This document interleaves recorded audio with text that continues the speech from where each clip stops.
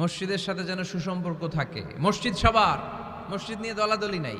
দলাদলি আছে অনেক জায়গায়। হানাফি মসজিদ, আহলে হাদিস মসজিদ এরকম আমরা দেখি বা শুনি, এটা ঠিক না।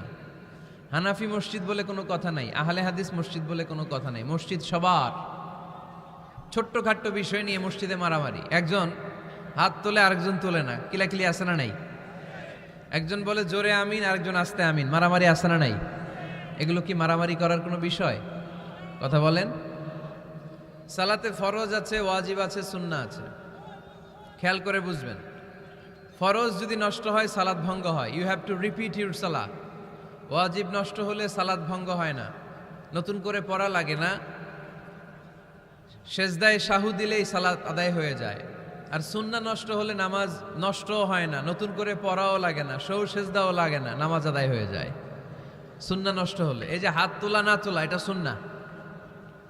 আমিন জোরে বলা না বলা, এটা কি সুন্নাহ, যেটা কোনো কারণে কেউ না করলেও তার নামাজ কবুল করে নিবে কে? আর এই সব সুন্নত লয় আমগো দেশে কিলাকিলি। এগুলোর অবসান ঘটুক, আমরা চাই কি চাই না? আর কত এই ছোটখাটো বিষয় নিয়ে আমরা এই বিভেদের প্রাচীর আর দেয়ালকে উঁচু করব আমাদের মাঝখানে? কবে আমরা ঐক্যের সিন্ডিকেট করব? কবে? আর কবে সাদা মনের মানুষ হব? কবে? আর কত? অনেক হয়েছে, আন্না, এবার থামেন। বিভেদের প্রাচীরকে ভেঙে চুড়িয়ে দেন। ঐক্যের এমন সিন্ডিকেট গড়তে হবে যাতে কোনো অপশক্তি এই ঐক্যকে ভাঙতে না পারে, বানচাল করতে না পারে। চিল্লায় বলেন ঠিক কিনা? এজন্য মিউচুয়াল রেসপেক্টের দরকার, পারস্পরিক শ্রদ্ধাবোধ সব ক্ষেত্রে। রাজনীতিতে, সামাজিক অ্যাক্টিভিটিসে আমাদের আলেম ওলামাদের মধ্যে পারস্পরিক শ্রদ্ধাবোধের দরকার, মিউচুয়াল রেসপেক্ট। কেউ কাউরে রেসপেক্ট করে না, আমি যেটা বুঝছি এটাই সব, বাকি সব হারাম, এরকম বলে না অনেকে? এরকম যেন না করি। তাহলে মসজিদ সবার। মসজিদ, আল্লাহর হাবিব সাল্লাল্লাহু আলাইহি ওয়াসাল্লাম খ্রিস্টানদেরকে মসজিদে ঢুকতে দিয়েছেন, আর আমরা মুসলমান ভাইয়ের জন্য মসজিদে তালা ঝুলাই দেই, আছে না নাই? আল্লাহর হাবিব সাল্লাল্লাহু আলাইহি ওয়াসাল্লাম কোথাও গেলেই প্রথমে মসজিদ বানাতেন। কি বানাতেন? মসজিদ বানাতেন। মক্কা থেকে হিজরত করে মদিনায় আসলেন, কোবায় থাকলেন কয়েক সপ্তাহ। কোবা পল্লীতে তিনি মসজিদ বানালেন, মসজিদ কোবা।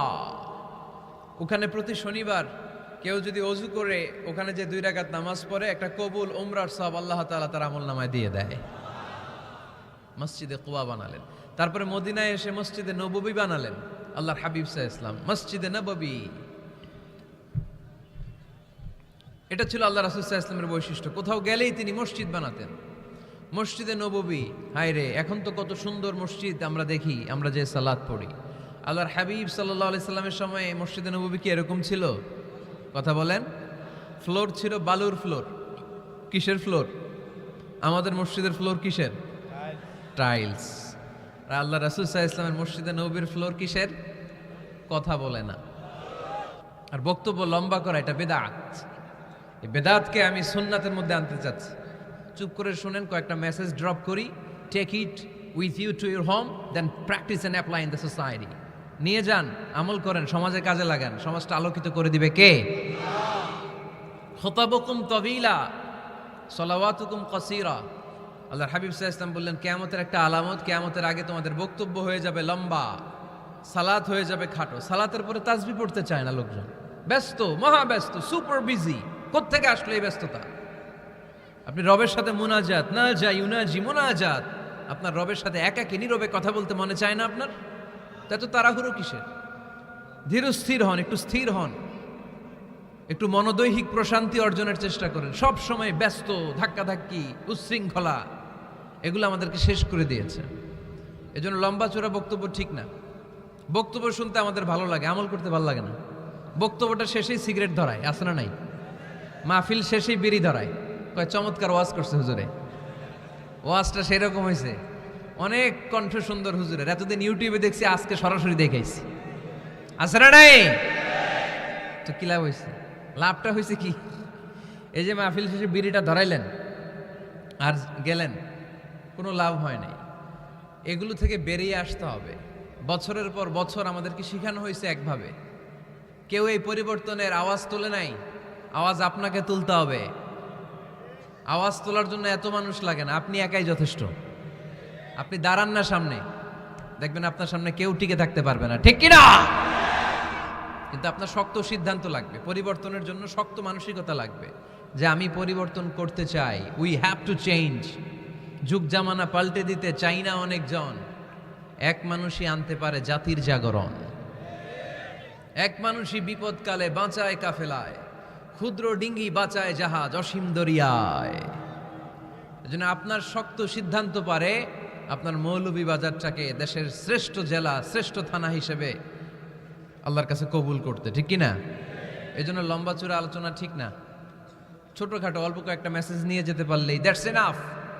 One of the minor signs before the day of judgment, your Islamic lectures will be very longer and your salah 5 times a day will be shorter. কিয়ামতের আগে বক্তব্য লম্বা, নামাজ খাটো, তাসবিহ পড়ে না, ব্যস্ত, মহাব্যস্ত।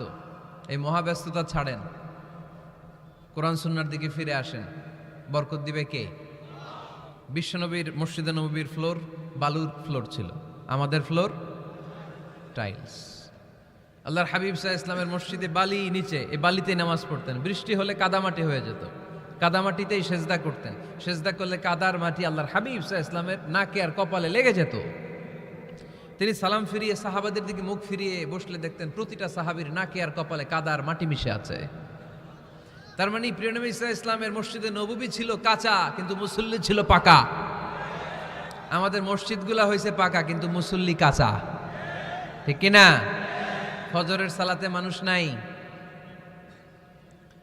ইমাম সাহেব আছেন কে কে এলাকায়? দেখি ইমাম, মসজিদের ইমাম, মাশাআল্লাহ। আপনাদের এইখানে ওই মসজিদে ফজরের নামাজে কয় কাতার হয়? 5 জন 6 জন? কেনে এত কম? কেনে? হ্যাঁ, আসে না, আসতে চায় না লোকজন। তো এই যে 5-6 জন ফজরের সালাতে, কল্পনা করতে পারেন? ফজরের জামাতে লোক যায় না, এটা একটা মহামারী। যেদিন ফজরের জামাতের দৃশ্য আর জুমার নামাজের দৃশ্য একরকম হয়ে যাবে, ওই দিনই বাংলাদেশে ইসলাম কায়েম হয়ে যাবে। এখন স্লোগান তোলে বিপ্লব বিপ্লব, ইসলামী বিপ্লব। আর ফজরের সময় আমি কম্বলের ভিতরে, আছে না নাই? কোনো বিপ্লব হবে না। ফজরের নামাজ জামাতে পড়ুন, সকালটারে বরকতময় করে দিবে কে? আল্লাহর হাবিব সাল্লাল্লাহু আলাইহি ওয়াসাল্লামের মসজিদ ছিল সবার জন্য উন্মুক্ত, এখানে সবাই আসতে পারত। এজন্য মসজিদ হবে সবার। আমরা মসজিদের আবাদকারী হতে চাই। এজন্য রাব্বুল আলামিন বলেন, ইন্নামা ইয়া'মুরু মাসাজিদাল্লাহি মান আমানা বিল্লাহি ওয়াল ইয়াউমিল আখির ওয়া কামাস সালাতা ওয়া আতাজ যাকাতা ওয়া লাম ইয়াখশা ইল্লাল্লাহ فعسى أولئك أن يكونوا من المهتدين। সুবহান আল্লাহ পড়েন। রব্বুল আলামিন বললেন মসজিদের আবাদকারী হবে তারা যারা আল্লাহর প্রতি ঈমান আনে, আখিরাতের প্রতি ঈমান আনে, যারা সালাত কায়েম করে, যারা যাকাত আদায় করে, যারা দুনিয়ার কাউকে ভয় পায় না, ভয় পায় একজনকে। চিল্লায় বলেন তিনি কে? যাদের হৃদয়ে আছে আল্লাহর ভয়, তারা কবু পথ ভুলে যায় না। আল্লাহর প্রেম ছাড়া এই দুনিয়া কারো কাছে কোনো কিছু চায় না, ঠিক কিনা? তাহলে যারা মসজিদের আবাদকারী এরা ভয় পায় একজনকে, চিল্লায় বলেন তিনি কে? মসজিদের আবাদকারীদের প্রথম গুণ, তারা আল্লাহ বিশ্বাস করে, তারা আখিরাতে বিশ্বাস করে, তারা সালাত কায়েম করে, তারা যাকাত আদায় করে, তারা আল্লাহ ছাড়া পৃথিবীর কাউরে ভয় পায় না। আল্লাহ বলেন ফাআসা উলাইকা আইয়াকুনু মিনাল মুহতাদিন। আশা করা যায় তারাই হলো হেদায়েতের রাস্তার উপরে আছে, ঠিক কি না? তারাই মসজিদের আবাদকারী, যারা মসজিদে যায়, সালাত আদায় করে। এখন মসজিদের আবাদকারী আপনি হতে চান, আপনি মসজিদে যান না, আপনি আবাদকারী হতে পারবেন? মসজিদের অনেক সভাপতি আছে মসজিদে যায় না, আছে না নাই? এটা মেনে নেওয়া যায়? এজন্য সভাপতি সাহেবরা, আপনি কষ্ট করে মসজিদ বানিয়েছেন, মসজিদে যাবেন। সভাপতি সাহেব আপনি মসজিদে যাবেন, সেক্রেটারি সাহেব আপনি মসজিদে যাবেন, তাহলে আপনি সঠিক মসজিদের আবাদকারী হবেন, ঠিক কিনা? আমরা মসজিদের আবাদকারী হতে চাই ইনশাআল্লাহ। পড়েন উমরানুল মাসাজিদ। মসজিদের আবাদ কি করে করতে হয়? মসজিদ আবাদ করার 1 নাম্বার মাধ্যম হচ্ছে মসজিদ নির্মাণ করা। কি করা? নির্মাণ করা। খেয়াল করবেন, আল্লাহর হাবিব সাল্লাল্লাহু আলাইহি ওয়াসাল্লাম বলেছেন, মান বানা মসজিদান মিন মালিহি ফিদ দুনিয়া বানাল্লাহু লাহু বাইতান ফিল জান্নাহ, যে ব্যক্তি নিজের পকেটের টাকা খরচ করে দুনিয়াতে মসজিদ বানায়, আল্লাহ তাআলা তার জন্য জান্নাতে ঘর বানায়। 60টা জিনিস মানুষ মরে যাওয়ার পরে তার কবরে পৌঁছতে থাকে। ইন্না মিম্মা ইয়ালহাকুল মুমিন মিন হাসানাতিহি বা'দা মাউতিহি, মানুষ মরে যাওয়ার পরেও যে 60টা জিনিস তার কবরে পৌঁছায় তার মধ্যে একটা হচ্ছে মসজিদান বানাহু, সে যে মসজিদ বানিয়ে গিয়েছে ওই মসজিদের সওয়াব। সুবহানাল্লাহ পড়েন। আপনি টাকা দিয়ে মসজিদ বানিয়ে দিলেন, ওই মসজিদে মুসল্লিরা নামাজ পড়ে, রোজাদাররা এসে ওখানে ইফতার খায়, তাহাজ্জুদ আদায়কারীরা তাহাজ্জুদ পড়ে, তাদের সওয়াবের কমতি হবে না, কিন্তু তাদের সওয়াবের একটা পার্সেন্টেজ সওয়াব যে ব্যক্তি মসজিদ বানালো তার আমল নামে আল্লাহ ঢুকিয়ে দেয়। এজন্য বেশি বেশি মসজিদ বানাতে রাজি আছেন তো? তাহলে মসজিদ আবাদ করার প্রথম মাধ্যম হচ্ছে মসজিদ বানানো। 2 নম্বর মাধ্যম হচ্ছে মসজিদে যে জামাতে সালাত আদায় করা। জামাতে সালাতুল জামাআ তাফদুলু সালাতাল ফাযযি বি27 দারাজা। ঘরে নামাজ পড়লে একা একা পড়লে যেই সওয়াব, জামাতে পড়লে 27 গুণ বেশি সওয়াব। সুবহানাল্লাহ বলতে পারলেন না? হে নামাজি আমার ঘরে নামাজে পড়ো আজ, দিলে মে তোমার চরণ তলে হৃদয় যায় নামাজ। হে নামাজি আমার ঘরে নামাজে পড়ো আজ, দিলে মে তোমার চরণ তলে হৃদয় যায় নামাজ। পড়েন আল্লাহু আকবার। কি সুন্দর লিখেছেন কাজী নজরুল ইসলাম। মসজিদ কেমন যেন মসজিদ তার নিজের ভাষায় আল্লাহর কাছে কেঁদে কেঁদে ফরিয়াদ জানায়, আল্লাহ নামাজিরা আমার ঘরে আসে না, কি সুন্দর টাইলস, কি সুন্দর মুসল্লা, কি সুন্দর এয়ার কন্ডিশন, সব আছে কিন্তু মুসল্লি নাই, ঠিক কিনা? মসজিদগুলো আল্লাহর কাছে ফরিয়াদ জানায়। এজন্য আমরা যেন মসজিদমুখী হই। কি মুখী? আওয়াজ করে বলতে হবে, কি মুখী? মসজিদমুখী। তাহলে মসজিদ আবাদের 1 নম্বর পদ্ধতি মসজিদ বানানো। 2 নম্বর মসজিদে বেশি বেশি যে জামাতে সালাত আদায় করা। 3 নম্বরে মসজিদের সাথে সম্পর্ক জুড়ে দেওয়া, হৃদয়টা যেন সবসময় মসজিদের সাথে লেগে থাকে। আল্লাহর হাবিব সাল্লাল্লাহু আলাইহি ওয়াসাল্লাম বললেন, সাবআতুন ইউযিল্লুহুমুল্লাহু ফি যিল্লিহি ইয়াওমা লা যিল্লা ইল্লা যিল্লু। 7 শ্রেণীর ব্যক্তিকে আল্লাহ তাআলা কিয়ামতের দিন আরশের নিচে ছায়া দিবে, যেদিন আল্লাহর আরশের ছায়া ছাড়া কোনো ছায়া পৃথিবীতে থাকবে না। সেই দিনটা কি এই দিনের মতো? কিয়ামতের দিনটা আজকের এই দিনের মতো হবে? 50,000 বছর হবে। এটা লেন্থ, এটা ডিউরেশন। কাআন সাফসাফা লা তারা ফিহা ইওয়াজা ওয়ালা আমতা, লেভেল প্লেইন ফিল্ড, তামার জমিন। একটু কল্পনা করেন তো ওই দিনটা কত ভয়ঙ্কর। বাবা ছেলেরে চিনবে না ওই দিন, ছেলে বাবারে চিনবে না, স্ত্রী স্বামীকে চিনবে না, স্বামী স্ত্রীকে চিনবে না, পীর সাহেব মুরিদ চিনবে না, মুরিদ পীর সাহেবকে চিনবে না, নেতা কর্মীকে চিনবে না, কর্মী নেতাকে চিনবে না। হায় হায়, ইয়া নাফসি বলে কাঁদবে।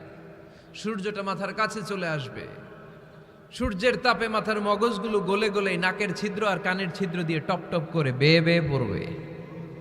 তৃষ্ণায় মানুষগুলো পাগল পাড়া, জিহ্বাটা বের হয়ে নাভি পর্যন্ত ঝুলতে থাকবে। সেদিন সবাই পাগলের মতো ছুটতে থাকবে, কোনো ছায়া নাই আল্লাহর আরশের ছায়া ছাড়া। আল্লাহর হাবিব বললেন 7 শ্রেণীর ব্যক্তিকে আল্লাহ তাআলা আরশের নিচে ছায়া দিবেন। এর মধ্যে 1 শ্রেণীর ব্যক্তি রাজুলুন কলবুহু মুআল্লাকুন বিল মাসাজিদ, ওই ব্যক্তি যার হৃদয়টা সবসময় আল্লাহর মসজিদের সাথে লেগে থাকে। মসজিদের সাথে যার হৃদয় লেগে থাকে তাকে আরশের নিচে ছায়া দিবে কে? এজন্য মসজিদের সাথে যেন আমাদের হৃদয়গুলো লেগে থাকে। অনেকেই দেখবেন এত ভালো নামাজে জোহর পরে টেনশন করে আসরটা কই পড়বো, আসর পরে চিন্তা করে মাগরিবের সময় আমি কোথায় থাকবো, মাগরিবের সময় টেনশন, ইস এশাটা হয়ে গেলেই তো শেষ। এরকম লোক আছে না নাই? এদেরকে সেই কঠিন ভয়াবহ দিনে আরশের নিচে ছায়া দিবে কে?